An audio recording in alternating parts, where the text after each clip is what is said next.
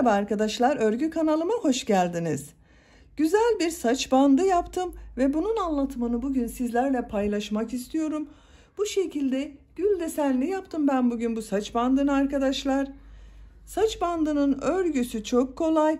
Ben bu renk ile yaptım. Bakın böyle bir renk kullandım. Üzerine pembe renk ile gül desenleri yaptım. Siz bunu istediğiniz renkleri kullanarak örebilirsiniz. Ben bu saç bandını bugün bir elbise yapmıştım. Onunla kullanılmak için yaptım. Bakın bu şekilde güzel bir bebek elbisesi yaptım. Bunun üzerinde kullanmak için hazırladım arkadaşlar. Siz de yapmış olduğunuz örgülere veya kız çocuğunuzun kıyafetlerine uygun olarak istediğiniz renklerle bu saç bandının çalışmasını yapabilirsiniz. Saç bandının örgüsünde ana renk olarak saç bandını yapacak olduğunuz bir iplik, çiçeği yapacağınız bir renk lazım. Bir de bunları örmek için tığ lazım arkadaşlar. Ben bugün bu saç bandının örgüsünde 2,5 milimlik tığ kullandım. Siz evinizde bulunan herhangi bir numaralı tığ bu örgüde kullanabilirsiniz. Hazırsanız hep birlikte bu güzel saç bandının örgüsüne başlayalım. Örgü kanalıma abone değilseniz abone olmayı unutmayın lütfen. Örgü kanalıma abone olmak ücretsiz arkadaşlar. Örgü kanalıma ücretsiz abone olup orada bulunan zil şeklinde dokunarak açık konuma getirirseniz kanalıma yüklediğim videolarımdan ilk önce sizin haberiniz olacaktır. Beğeni ve yorumlarınızla videomun altına yaparsanız çok sevinirim arkadaşlar. Sizlerden gelen beğeni ve yorumlar örgü kanalımın devamlılığı için çok önemli. Aklınıza takılan bir soru olursa da yorumlar bölümünden yazabilirsiniz. Mümkün olduğunca bütün yorumlara cevap vermeye çalışıyorum arkadaşlar. Hazırsanız iplik ve tığımızı hazırlayalım. Bu güzel saç bandımızın örgüsüne başlayalım. Hepinize kolay gelsin. İyi çalışmalar.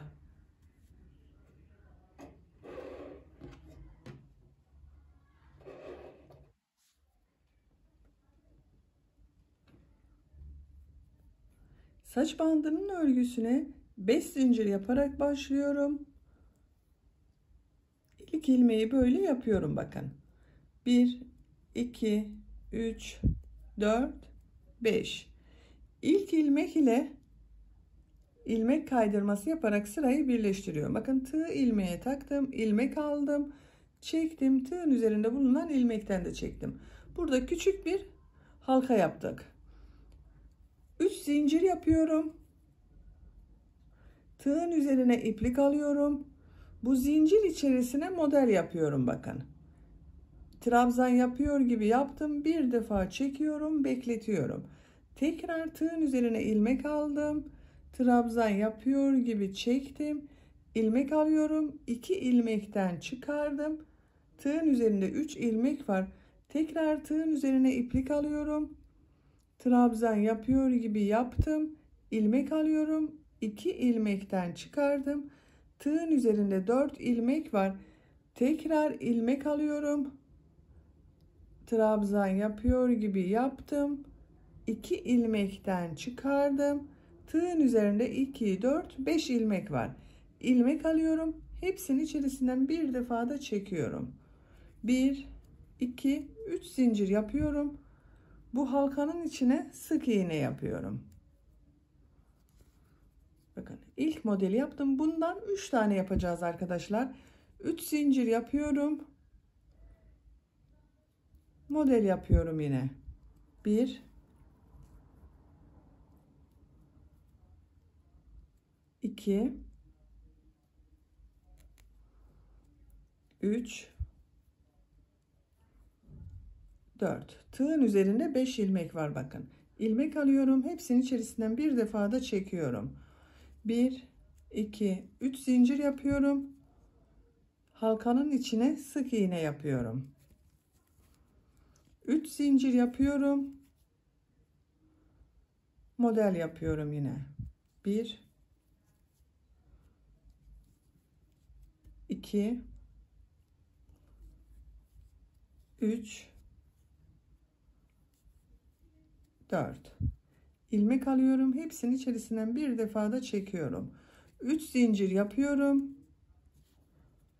Halkanın içine sık iğne yapıyorum. Bakın. Saç bandının modelli bölümünü yaptık.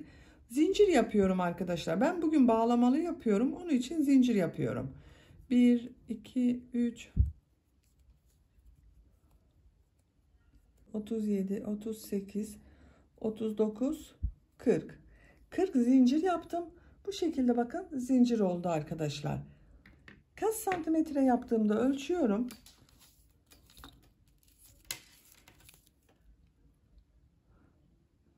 Ölçtüğüm zaman 15 santimetre zincir uzunluğu oldu. Siz daha küçük bebek için yapıyorsanız bunu 40 değil de 35 zincir, 30 zincir de yapabilirsiniz. Tığın üzerine iplik alıyorum. Modelli bölümü yapmaya başlıyoruz. 1, 2, 3 ilmek atlıyorum. 4. ilmek içine bir trabzan yapıyorum. Bu ilmek atladığımda bir trabzan, bir zincir yapıyorum. Aynı ilmeğe bir trabzan yapıyorum. Bir zincir yapıyorum. Aynı ilmek içine trabzan yapıyorum. 1, 2, 3, 4 trabzan oldu. 1, 2, 3 bakın kafes oldu arkadaşlar. 3 zincir yapıyorum. Örgüyü çeviriyorum. Bu sırada arttırma yapacağız. Bu ilk ilmek içine trabzan yapıyorum. Yine kafes yapıyoruz. Kafesleri yaparken birer zincir yapıyorum. Bu bir kafes oldu. Bir zincir. Bu trabzan üzerine bir trabzan yapıyorum. Bir zincir. Trabzan üzerine trabzan. Bir zincir. Bakın burada bir ilmek atlıyorum. Buraya bir trabzan yapıyorum. Bir zincir yapıyorum. Aynı ilmeğe bir trabzan daha yapıyorum. Bakın. Birinci sırada 1, 2, 3 kafes oldu. İkinci sırada sıra başında ve sıra sonunda bir kafes arttırması yaptım. 1, 2, 3, 4, 5 kafes oldu. Saç bandının örgüsü bu 5 kafes ile devam edecek arkadaşlar. Artık arttırma yapmıyoruz. 3 zincir yapıyorum. Örgüyü çeviriyorum. Bakın. Aynı ilmeğe trabzan yapmıyorum. Bu bir zincirli boşluğu atlıyorum. Trabzanın üzerine bir trabzan yapıyorum. Burada bir kafes oldu. Bir zincir yapıyorum. Bir zinciri atlıyorum. Trabzan üzerine trabzan yapıyorum.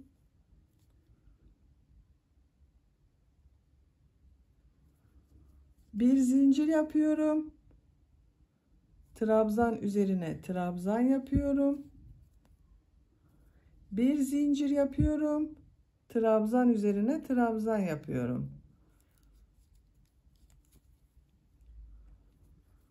Bir zincir yapıyorum. Bakın burada bir ilmek atlayıp ikinci zincirin üzerine bir trabzan yapıyorum. 1, 2, 3, 4, 5 kafes var bakın bir sırada. 3 zincir yapıyorum. Örgüyü çeviriyorum. Bu bakın kafesi atlıyorum. Trabzanın üzerine trabzan yapıyorum.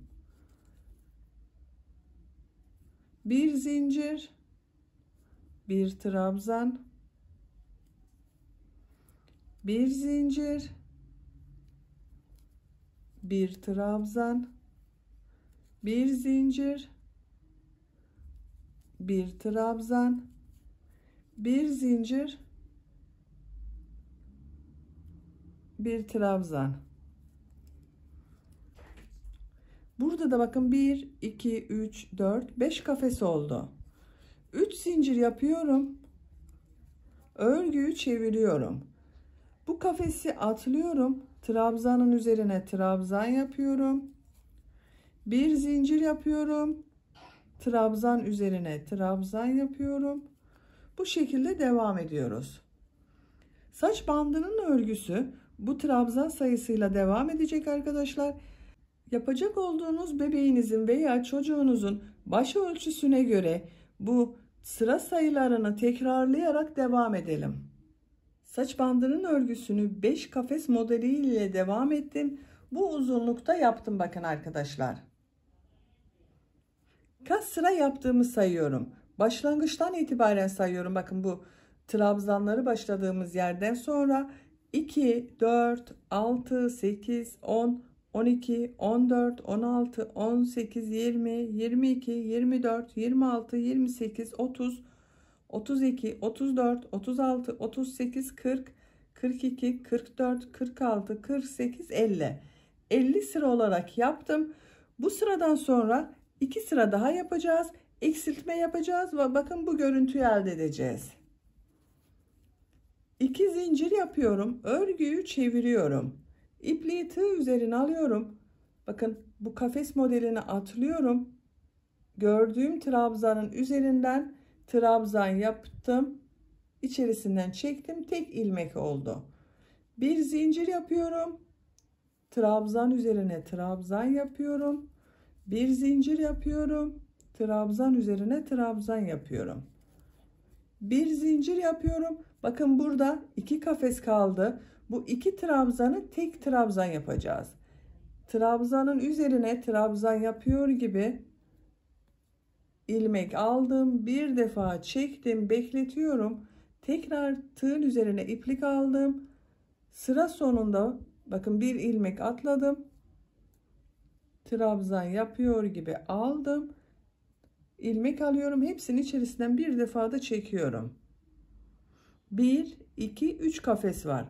2 zincir yapıyorum. Örgüyü çeviriyorum. Toplayacağız şimdi bunların hepsini arkadaşlar. Bu görüntüyü elde edeceğiz. Tığın üzerine iplik alıyorum. Bu bakın trabzanın üzerine trabzan yapıyor gibi yaptım. Bir defa çekiyorum, bekletiyorum. Tekrar tığın üzerine iplik alıyorum. Trabzan üzerine trabzan yapıyor gibi yaptım. Bekletiyorum. Tekrar ilmek alıyorum. Sonra bakın bu trabzanın üzerine trabzan yapıyor gibi yaptım. Bekletiyorum. Tığın üzerinde 4 ilmek var. İlmek alıyorum. Hepsinin içerisinden bir defa da çekiyorum. Bakın modelli bölümünü bitirmiş olduk böylece. Zincirleri yapmaya başlıyorum. Bu saç bandının kaç santimetre olduğunu ölçüyorum. Bebeğin başına bakın burası gelecek arkadaşlar. İki tarafına ip yapacağız. İplerle bağlayacağız.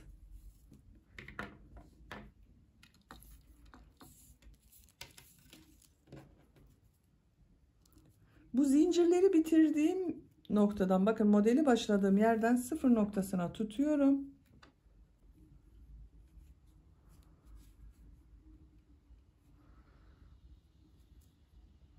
...44 santimetre uzunluk var. 44 santimetre baş çapı olan bir çocuk başına göre ben bugün 1-2 yaş için yapıyorum. Bu ölçüde yaptım arkadaşlar. Siz bu saç bandını yeni doğanla 3 aylık bebek için yapacaksanız 33-36 santimetre yapmanız yeterli olacaktır. 3-6 aylık bir bebek için yapıyorsanız 36-43 santimetre iyi gelecektir. 6-12 aylık bebek için de 41-45 santim arası yaparsanız iyi olur arkadaşlar. Ben bugün 1 yaş çocuk için yapıyorum. Bu ölçüde yaptım. Ama bu yaptığınız ölçü benim size söylemiş olduğum ölçü, standart ölçü. Siz bunu bebeğinizin veya çocuğunuzun başına ölçerek yaparsanız çok daha iyi olacaktır.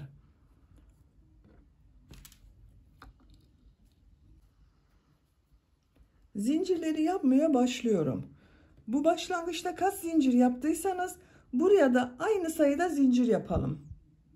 40 zinciri yaptım. Başlangıçta da 40 zincir yaptım. Buraya da 40 zincir yaptım arkadaşlar. Şimdi bu zincirin ucuna bu ilk başta yaptığım model bölümünü yapıyorum. Tığın üzerine iplik alıyorum. 1, 2, 3 ilmek atlıyorum. Dördüncü ilmek içine modelleri yapıyorum. Trabzan yapıyor gibi bir defa çektim, bekletiyorum. Tığın üzerine iplik doluyorum. Trabzan yapıyor gibi yaptım. 2 ilmekten çıkardım, bekletiyorum. Tekrar tığın üzerine iplik alıyorum. Trabzan yapıyor gibi yaptım, bekletiyorum.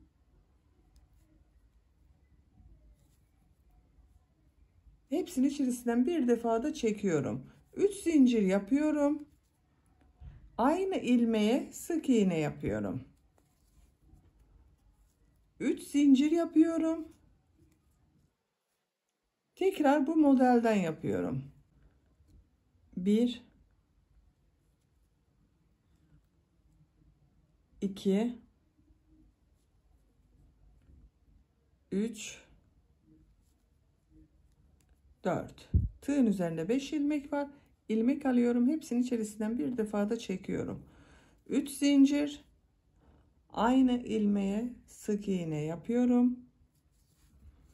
3 zincir. Aynı ilmeğe tekrar model yapıyorum. 1, 2, 3, 4. Hepsinin içerisinden bir defa da çekiyorum. 3 zincir, sık iğne yapıyorum. Burada yaptığım, bakın, bu ilmek ile ilmek kaydırması yapıyorum. Düzgün görünmesini sağlıyorum. İpliği kesiyoruz artık burada.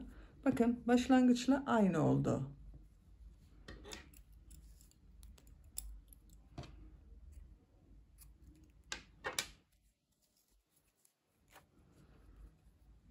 İpliğin ucunda örgünün ters tarafından ilmekler arasından kaybediyorum.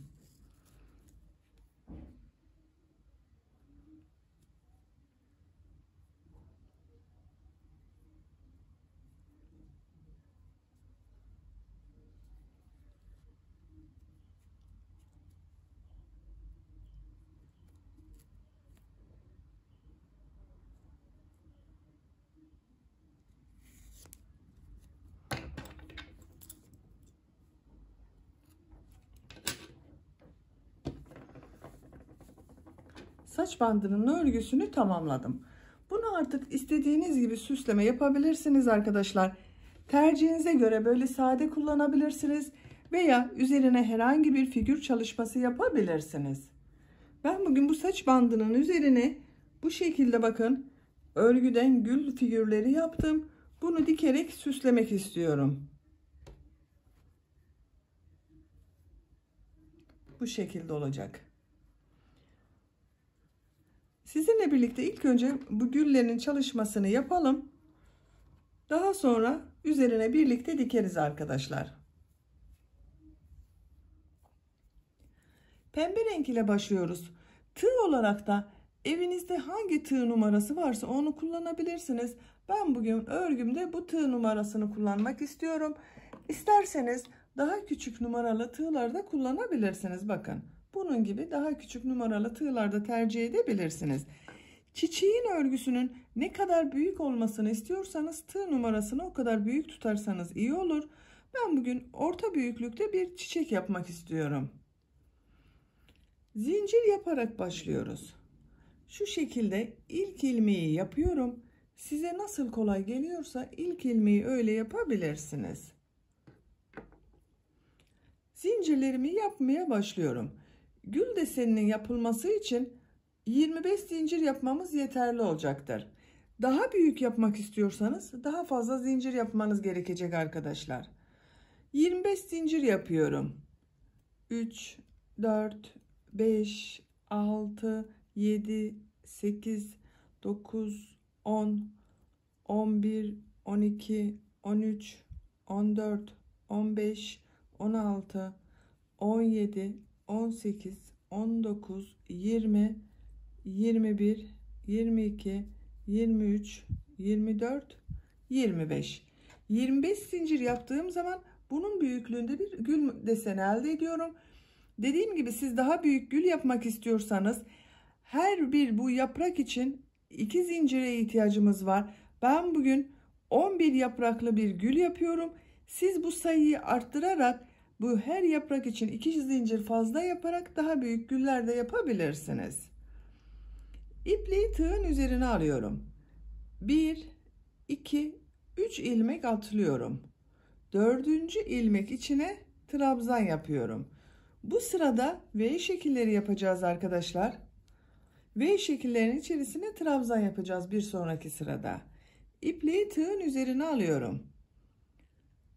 1 ilmek atlıyorum. 2. ilmek içine bir trabzan, 2 zincir, bir trabzan yapıyorum.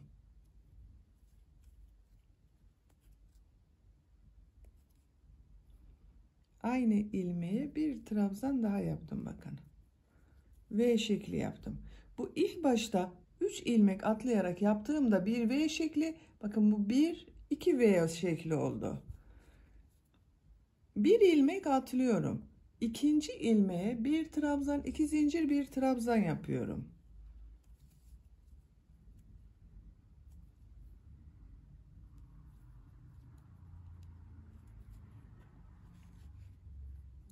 Üçüncü V şeklini yaptık. Tekrar bir ilmek atlıyorum. Bu ilmeğe bir trabzan, 2 zincir, bir trabzan yapıyorum.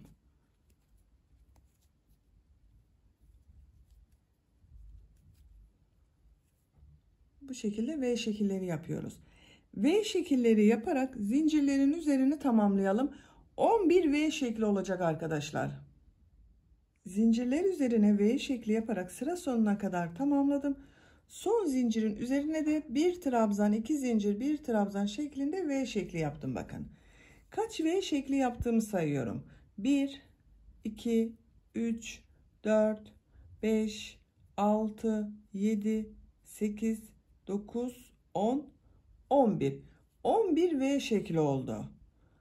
Bu V şekli dediğim gibi sizin yapacak olduğunuz çiçeğin büyüklüğüne göre daha fazla yapabilirsiniz. Bu 11 değil, 12, 13, 14, 15, 16, 17, 18, bu istediğiniz kadar gider arkadaşlar. Büyük çiçek yapmak istiyorsanız daha fazla zincir yapıp daha fazla V şekli yapabilirsiniz.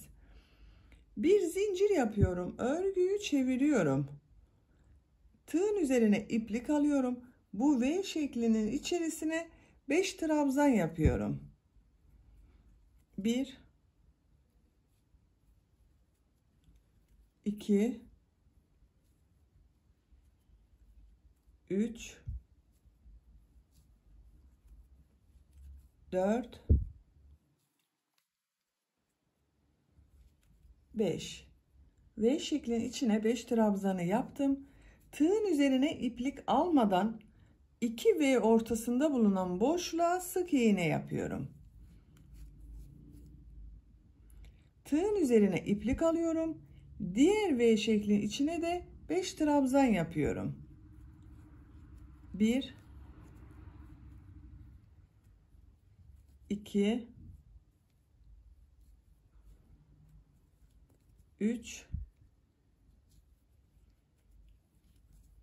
4, 5. Tığın üzerine iplik almadan 2 V ortasında bulunan bu boşluğa sık iğne yapıyorum. Tığın üzerine iplik alıyorum. V şeklinin içine 5 trabzan yapıyorum. 1, 2, 3, 4, 5. 5 trabzanı yaptım. Tığın üzerine iplik almadan 2 V ortasında bulunan boşluğa sık iğne yapıyorum. Bakın görüntü olarak böyle oluyor. Bütün V şekillerin içerisine 5 trabzan yapıp 2 V ortasına sık iğne yaparak sıra sonuna kadar devam edelim. Sıra sonuna kadar tamamladım. Son V şeklinin içine de 5 trabzanı yaptım. Aynı V şeklinin içine sık iğne yapıyorum. Çiçeğin örgüsünü bitiriyorum. İpliği kesiyorum. Biraz uzun bırakıyorum arkadaşlar.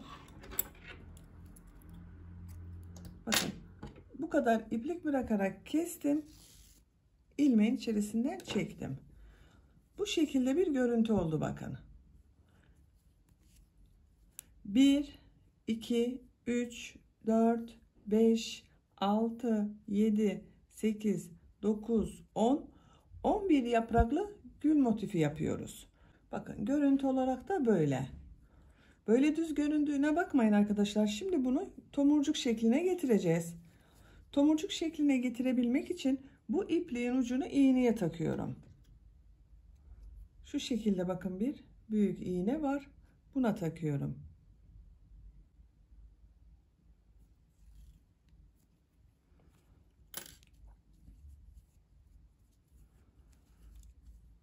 Şimdi bunu katlayacağız. Gül şeklini veriyoruz. Bakın bu ipliğin ucu olan bunu tutuyorum. Şu şekilde katlıyorum.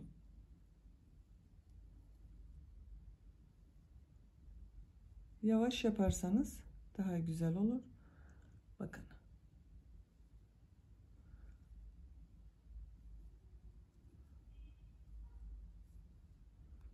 Bakın gül şekli oluştu bile. Ters tarafını çeviriyorum.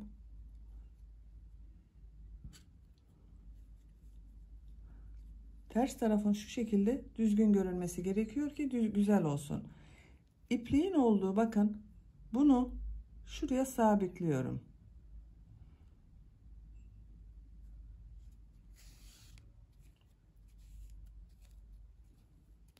İçerisinden çektim. Buradan iğnenin ucunu takıyorum. Düz bir şekilde karşıdan çıkarıyorum. Yanında bulunan bakın ilmekten yine iğnenin ucunu taktım.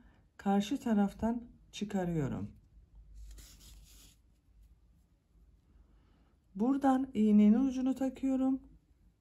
Diğer karşı taraftan çıkarıyorum. Bütün ilmekleri almış oluyoruz böylece. Bakın. Gördüğünüz gibi bütün ilmekleri aldık. Burada ipliği sabitliyorum. Bitiriyorum.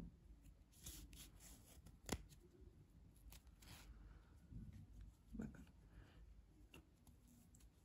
Gül tomurcuğu hazır. Şimdi bu yeşil yapraklarını da yapalım. Çiçeğin örgüsünü bitirelim. Yapraklar için istediğiniz renk tonda yeşili kullanabilirsiniz. Ben bu renk bir yeşil var. Bunu anlatıyorum.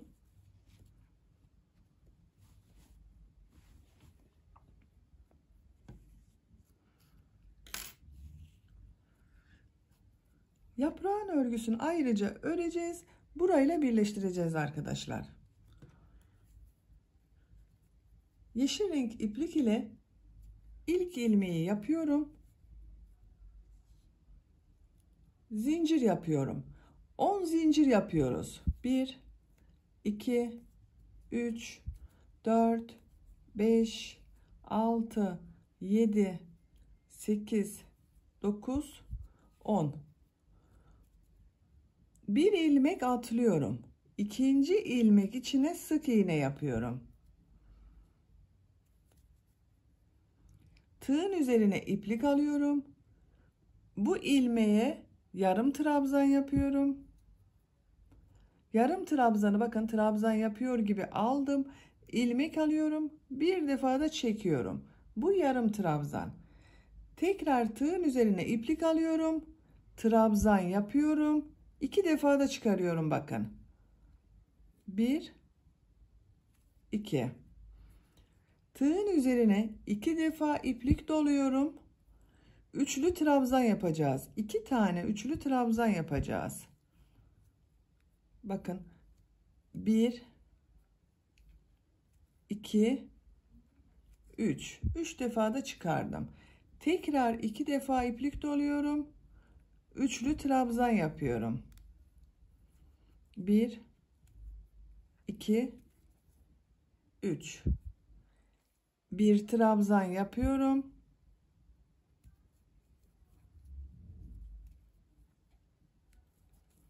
Yarım trabzan yapıyorum.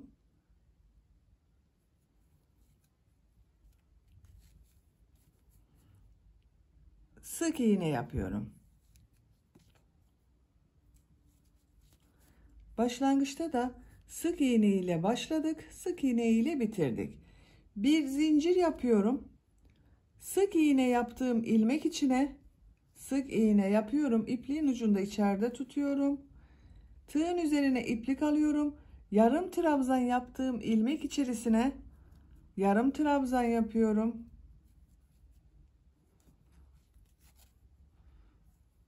Trabzanın karşısında olan ilmeğe bakın. Trabzan yapıyorum. Burada ne yaptıysak diğer tarafta da aynısını yapıyoruz. İki tane üçlü trabzan yapıyorum. 2 defa iplik doluyorum. 3 defa da çıkarıyorum.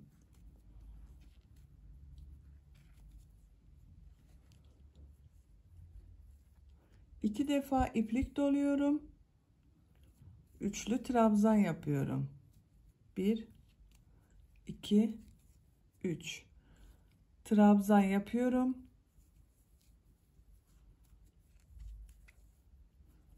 Yarım trabzan yapıyorum.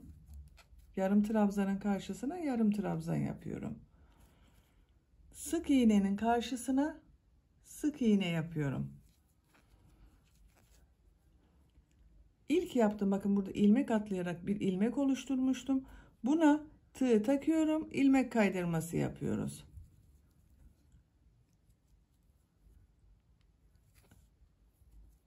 Bu şekilde yaprağın örgüsünü tamamladım. Bu yaprağı hazırladığım bu çiçeği birleştiriyorum. Şu şekilde bakın, ters taraftan burada bulunan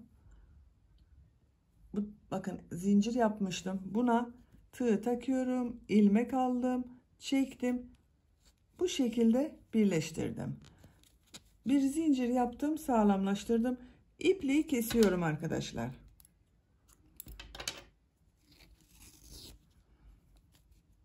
Bakın. Gördüğünüz gibi çok kolay. Bu yaprağın aynısından bir tane daha yapalım. Buraya da birleştirelim. Bakın, diye tam karşısına gelen yere bunu 3 yapraklı da yapabilirsiniz. Ben 2 yaprak yaptım bu şekilde yeşil ile. Siz isterseniz bunu 3-4 yaprakta yapabilirsiniz. Bakın, gördüğünüz gibi çok kolay. 5-10 dakika içinde yapıp bitirebileceğiniz bir çiçek motifi. Yaptığım bu güllerden ben 3 tane hazırladım. Bakın bu şekilde. Bunu sizinle birlikte ördüğüm bu saç bandının üzerine dikiyorum. Tam orta noktayı buluyorum. Şu şekilde ikiye katlıyorum. Orta noktayı buluyorum. Bakın burası orta nokta. Bir işaret yapalım isterseniz. Şu şekilde bakın, orta noktaya yaptığım bu çiçeğin birisini dikiyorum arkadaşlar. Tam ortaya denk getirdim. İlk önce yapraklarını dikiyorum. Çok fazla kenarlarından dikmiyorum. Sadece orta noktadan tutturuyorum yapraklarına. Bakın, yaprağın ortasında yaptığım bu ilmekler var.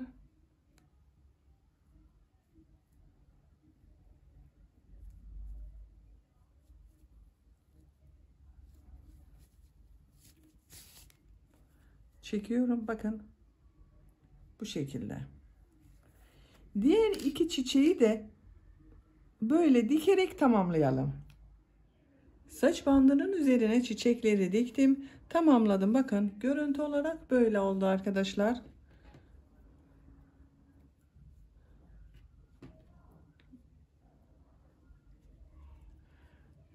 Hem kolay hem de çok güzel bir saç bandı yaptık gördüğünüz gibi. Diktiğim yerleri gösteriyorum.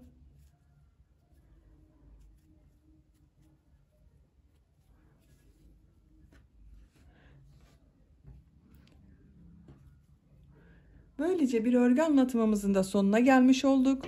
Beni dinlediğiniz ve izlediğiniz için hepinize çok teşekkür ederim. Örgü kanalıma abone değilseniz abone olmayı unutmayın lütfen. Örgü kanalıma abone olmak ücretsiz. Örgü kanalıma ücretsiz abone olup orada bulunan zil şeklinde dokunarak açık konuma getirirseniz kanalıma video yüklediğim zaman ilk önce size bildirim gelecek. Örgülerimden herkesten önce sizin haberiniz olacaktır. Videolarıma beğeni ve yorumlarınızı da yapmayı unutmayın lütfen arkadaşlar. Örgü kanalımın devamlılığı için sizlerden gelen beğeni ve yorumlar çok önemli. Örgü kanalıma ücretsiz abone olup beğeni ve yorumlarını da yaparak destek olan bütün arkadaşlara çok teşekkür ederim. Sizlerle yeni örgülerde görüşmek dileğiyle. Hoşça kalın, sevgiyle kalın.